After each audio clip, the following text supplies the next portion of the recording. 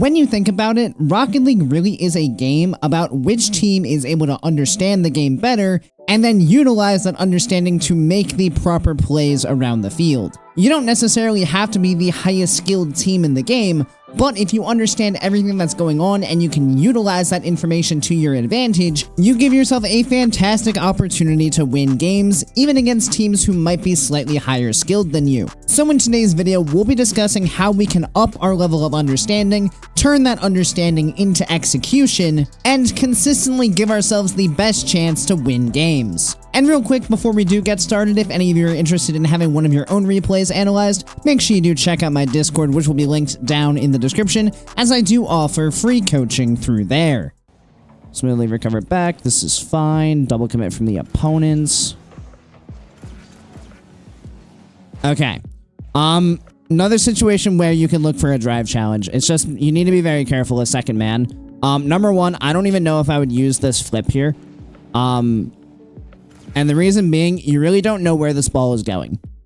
Because with Enchanted pointing this way, he could realistically play this ball back into the midfield and try to control it over this way. He could let it go past him and then just turn around and play it this way. He could cut it off and play it this way. Like, there's a bunch of places he could go.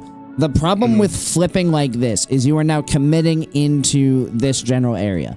Which means, if this ball goes anywhere but this general area, you are now completely out of position. Because if you flip all the way over here and the ball ends up going that way, now you just have to circle all the way back around.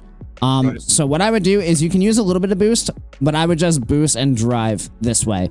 And wait to see what happens. Because then as soon as that ball goes whatever way it's going to go, you can then immediately change your direction. And you're not stuck in the air in the middle of a flip animation when you want to be able to change that movement. Exactly, okay. And then right here, this one is not as bad because Phantom is on his way back, but this is another one where you absolutely could just go for a drive challenge, especially because you're already beat. Yeah. They're already in the air. There's no point in you jumping. This is relatively a fine position. You're taking two of their players out of the game. They're relinquishing possession. You've done your job. You're good. Just go back. You're chill at this point. You've already gotten them to do what you want them to do. Yeah, I mean, they're not out of possession, but you still force them into the air. You force them to do something. Your job's kind of done at that point. Okay. It's fine. Be careful with this. Are you going to get scored on here? Yep. Yeah. Okay. So, I don't mind the idea of going for this demo. Like, it's a fine idea. The problem is this happens so close to your net that you now don't have the ability to rotate into a good spot to play defense. Right. Okay, yeah. Because what happens is you turn right here at the near post, and now all three of your players are in this same area. So if this ball goes over the top of you guys, which it pretty much does, you're cooked. So what you want to do in these kinds of positions is recognize, like, is there realistically a great opportunity for me to get this demo? I'm already seeing probably not. Because the problem is that the closer you get here, the more you're just going to traffic up this area that your teammates are trying to clear out. And if you work yourself in there too, you just become an extra obstacle that they need to try to get the ball around while they're already trying to deal with these two players. So be careful of that. I probably would just take these pads and rotate wide early, so that I'm just out of their way and they can just make the play they need to make. Because realistically, this demo doesn't actually do anything for your team. That guy was just rotating out anyway. Even still from here, it's important to recognize, like, you have time. That ball is not coming on target within the next 2 seconds, and you have two players already in this area. It's okay to just go all the way around and just position back over here, just to give your team a nice spaced out area. Because if we go here and we play this forward and you had actually just done this, like, yes, it's a little awkward, but you would at least have a chance to actually be able to go forward for this, as opposed to being at a dead stop here, like trying to turn around awkwardly. Yeah, if you ever do like a 180-degree drift turn in the middle of the net, you're probably not in the best spot you could be. That's normally your cue that you've done something a bit awkward in your rotation if you're breakdancing in net. Okay, awareness. Yeah, you just have to know that guy's in the air, because I can already see he's up, and you're probably staring right here at that. You probably have no idea he's jumped, but you be aware of that.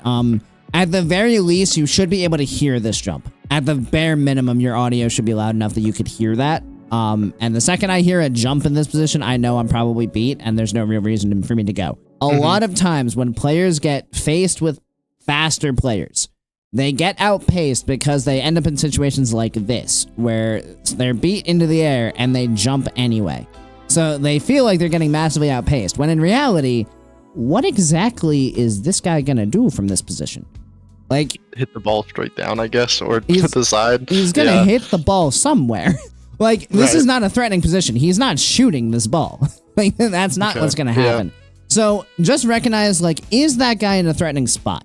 If no, we don't need to really worry about it. We can just read where he's gonna play the ball and play off of that information. A lot of speed comes down to just putting yourself one step ahead of where the ball is. So if you can just read where the ball is going and put yourself where it's going to end up, you're gonna beat a lot of people in challenges because you'll already be there. So you don't even get a toucher. So let's just imagine we waited on the ground. Okay, so he's in the air. It's pretty obvious he's playing this ball somewhere to the left. Yeah. Oh, hey. Wow. That's free. Right. All you had to do was wait. Like, a lot of times faster players are not going to play for control. They're just going to try to be fast and hit the ball and hope that they take you out of the play in the process. When in reality, they just hit the ball into a random spot and be like, oh, cool. Thanks for the free ball, man. We love that. So yeah, just be a bit more patient. Don't feel like you need to jump for absolutely every ball, because now you're just out of the play on 0 boost, and your team has to defend without you for a bit. Yeah, now we're gonna get into a short sequence here where you actually like aren't panicked and you're totally fine. Like this entire movement here is pretty good until you get beat out by that. Realistically, the pace of your movement here is fine. I like that you're moving around the field quite calmly. I think it's just the positioning that lets you down. Because all this, like, this is fine. You're waiting in the midfield. Nothing happens. You're still waiting. This is all fine. You get beat here. You know that player's on the wall. As soon as I see that guy on the wall, I'm identifying, is there a threat midfield? Yes. I need to be aware of both him going solo and this pass. Those are the only two options that exist. That's all that can happen. So with that in mind, I want to put myself in the best spot to cover both options until I see what happens. And realistically, the best spot that you can put yourself in right now is dead in the center of the field. This line of boost pads. Right here. So get yourself over here and be here, because now what happens is you're wide enough where if this pass comes out, you're turning immediately. Like, there's not even a thought. You see him lose possession of the ball, you know that guy's mid, you turn instantly. And go get that challenge. At least try to cut down as much of the angle as possible. But that is all about putting yourself in a good spot and knowing what the two options are. Because you're back here and like you're in line with that guy, you can't turn. And then you actually end up turning the wrong way anyway. But you can see you're only covering this near post. Like, this is all you got. If you had been in the middle of the field, number one, you could have cut this off earlier, but number two, you would have a lot more of the net. Now, once you get yourself in this spot, if you haven't identified what's going on first, it's big that you just focus on turning the right way. So, you know, you come back, you see this pass come out. You know, right now, I'm pretty sure you can see, so you can see this dotted line. And do you know what this dotted line represents? Is that post? Yeah, it's your post. So you now know that you are right on your front post. So you should know that there's really no reason to turn this way, because you're not covering a whole lot if you turn towards that post. It's got to be that way. Because then you at least have a chance to cover as much of the net as possible. Still going to be an almost impossible shot to save with the amount of pace that it's going to have, but at least gives you a chance as opposed to just turning outwards, and now you just gave up literally the entire net except for a very small sliver. So yeah, there's a couple things to keep in mind as you get caught in that transition play. Just try to identify what the options are, cover as much of them as possible, and then just make sure you put yourself in the best chance to hopefully make that last second save. Nice little touch out. Ideally, and this is obviously you're not comfortable with mechanics. But ideally, we need to recognize the situation. So we've just heard a demo. Teammate's gone. He is not here at all. Other teammate, 0 boost in our opponent's box. Looks like he's going this way. Still, I think he might have just challenged this ball. So he's like landing in our opponent's net on 0 boost. So, with that in mind, we pick up this boost. We recognize a free ball on the wall. That's fantastic. We just need to make sure we actually try to do something with it. So this ball comes up. Yes, this is super awkward. We need to try to maintain control of this ball. Because the situation we're in is teammate is still up here on 0. Other teammate is spawning back. If we just plop this ball into the midfield, and they take it, again, you're just leaving your teammate in a 1v1. Not good. So even if you're not making an attempt on the net, like from this position, I don't even think I would be super confident in my ability with half boost to put the ball on target. Your job at this point is just try to keep this ball in the opponent's half, maybe force a 50, and just try to delay time until your team can get into a more comfortable position. Because right now, you guys are not in a comfortable position, and if you give up the ball now, you're going to put yourself in a lot of trouble. Now, granted, they're not positioned to play off of this touch, and it's a decent touch. But we definitely don't want to just be throwing the ball away, because now there's the clear. Right. Yeah, and like you're gonna delay it for a little bit, but this is still their possession. Like we're gonna fight against it for a little bit now. They've still broken out, and it all came down to that one loose touch that gave the ball back.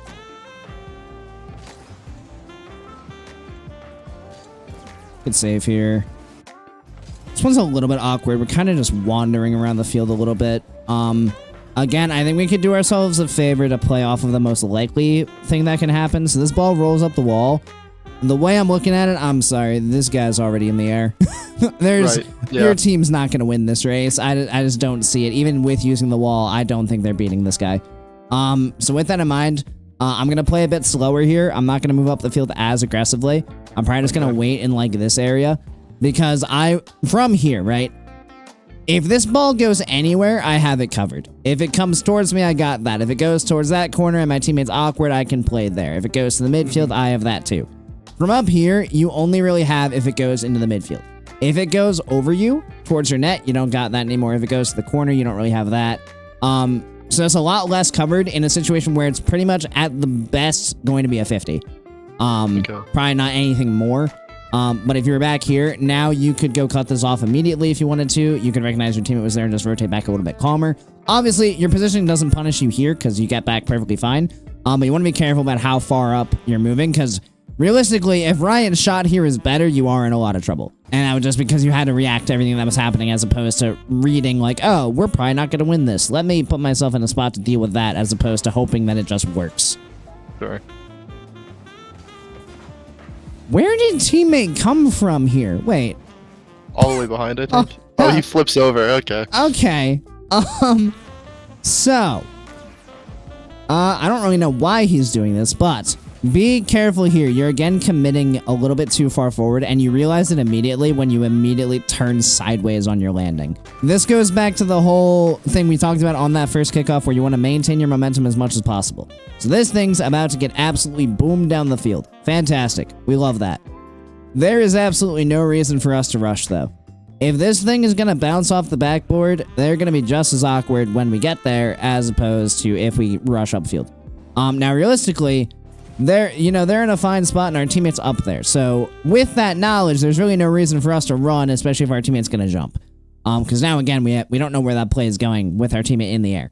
So if we had just driven normally and had been like here, now we would have momentum carrying us forward and we could just hit the boost now and we can probably score this. But Glare had to come from a complete dead stop because he also rushed down the field, and now he can't build up enough speed to actually put this ball on target fast enough before that guy gets back. So yeah, be careful with that. Try to maintain that momentum. If you can just drive normally and arrive to spots on the field when you would need to be able to actually utilize your boost to get to the ball, that's what we want to do. We don't want to prematurely move too fast because then we're just going to put ourselves out of the play when we inevitably just hit the brakes. And waste all of the speed we just generated. Oh. This is just gonna go back to them, isn't it? Yep. Yes. Okay. So, I know it's super tempting. You're down 3 with a minute left. You want to try to maintain possession here. You just got to be careful. You're on 0 boost. This guy is probably just gonna be looking at this. If you just get a light tap into the air, you also don't know that he's on 0 boost. If you just get this light tap into the air and this guy has any boost to play with, he's just beating you immediately and slapping it right back into your half. Yes, you're on low time. Yes, you're down 3. Again, situationally, not great. However, I would argue, and this is the thing I say to a lot of people, is you're down 3. You need to make use of every opportunity you're going to get. So with that in mind, you cannot make plays that are going to give up the ball for free. Okay. Yeah. Because now you're just playing panic ball. And you're going to end up giving yourself 0 opportunities because you throw away every chance you get to play the ball. Right. So with this in mind, one of their team has just gotten demoed. Their other 2 are like back here. We have a little bit of space. I see nothing wrong with just letting this ball roll over you and controlling it back into your own corner. Yes, you're going to lose a little bit of time, but that allows your entire team to set up in a way that would allow you to push onto offense. You would have full boost. All of your team would probably have full boost. And then you could actually take a real shot at trying to generate some offense, as opposed to trying to force this play where you're really not going to get anything good out of it. So yeah, even on low time, try not to force things, because more often than not, you're just going to give away opportunities as opposed to gaining them. Yeah, this sequence is generally pretty solid. This is probably the one moment where, again, I think you just get a little too close to the wall initially. So this guy goes past you. I would just wait in this area. Like right around here. Because again, from here, if this thing stays along the wall, you can just go there. If it bounces off, you have that too. But because you get so close, you now lose this opportunity. But look at how vulnerable their team actually is right now. This guy's all the way out here. This guy's just made a play, and he's running along the sidewall. If you had been here and could have just cut this off, you play this back into the corner, this teammate goes and bumps this guy, and now you got an open net. So just try to put yourself in those positions where you can attack whatever happens. Because he doesn't have perfect control, so make sure you punish the fact that he doesn't. Yeah, because now you've given him time to get back into rotation, and now it's totally fine. And this is comms. You're going to get scored on here for this. Double commit in the corner. This is just comms. And then this is panic. Yep. So, first off, do you remember this moment in comms? Anyone say anything about this? I cannot remember at that point, no. Cool. Yeah, this definitely just needs to be calmed. Someone needs to call it, and it needs to not create this confusion. Obviously. Now, you have 12 boost here. I would greatly discourage you from trying to go for a booming clear in this position. Because from your spot, it is very obvious to anyone sitting in the midfield. Oh boy, I wonder where he's about to go with this ball. Could it be this way? Why, I think it might be. So be careful of that, because they know where you need to go with the ball. Yes, you're on low boost. Your best chance here is to try to force a 50 with somebody. Don't just throw this ball away, because more than likely you're not going to be able to generate enough power. So there's nothing wrong. I don't even know if this ball is necessarily going in front of the net before you hit it. It's going to get there eventually, but not quickly. Yeah, it's just kind of floating. So there's nothing wrong with just putting your car, like, behind this ball, because it's slowly moving off the wall. So if you had just put your car behind the ball and just waited, at very least you would then be with the ball as it comes off the wall, and then you could, like, try to force a 50. Or you could come to your team like, hey, I need help, and Glare could turn and play the ball for you. Back in the corner where it's safe, rather than it coming in front of the net. So also, don't be afraid to come to your teammates when you need help. Because if they can turn and make a touch for you, that also works. Right, Don't just think you have to try to do everything yourself, because then you make touches like this, and it's just a wide open net for them.